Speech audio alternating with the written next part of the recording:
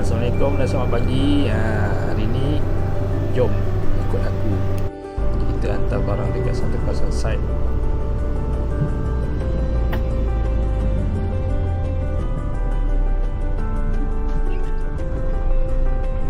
Kawasan yang epic sikit lah. Memang tempat tu memang susah orang nak masuk. Hari ni hari Sabtu, walaupun hari Sabtu orang tak kerja pun jalan ni tetap jam.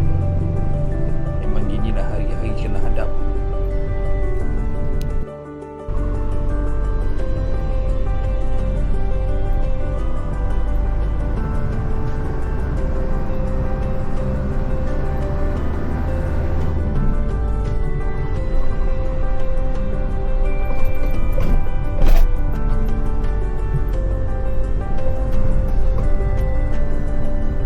Geng, kasih layan dulu video aku ni.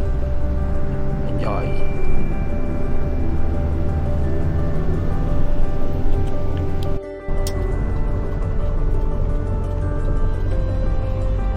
Okay, sekarang ni dah masuk dekat kawasan dia, dah lepas daripada security.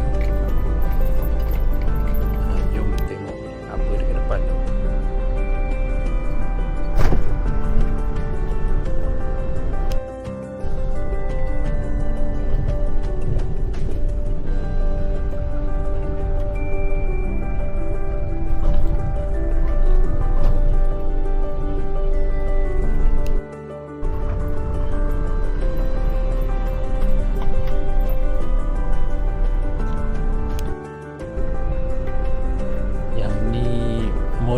Modul project CCS.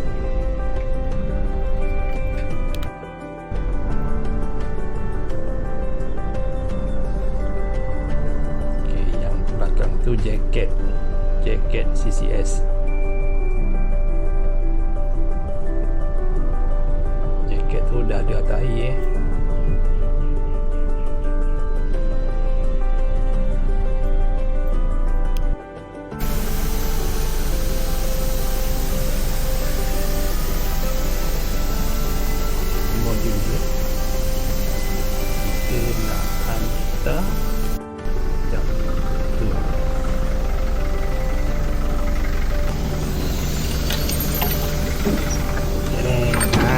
semen growing 4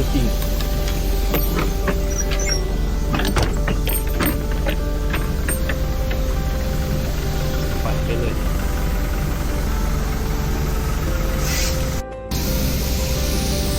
Aku try call Polit dulu, tunggu dia datang turunkan 4 pallet ni ya.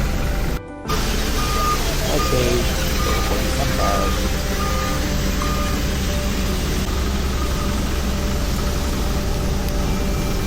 Pallet 1.25 ton. Oi. Mana 4 pallet ni 5 ton untuk variasi.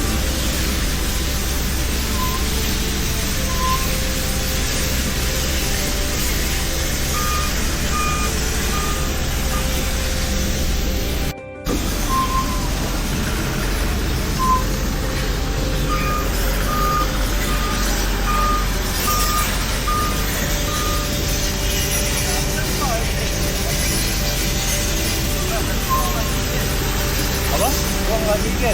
Hah? Buang bagi tu kan? Buang bagi. Okay geng, settle, hantar, jom kita balik. Okay, aku tunjukkan korang ini piling untuk projek CCS.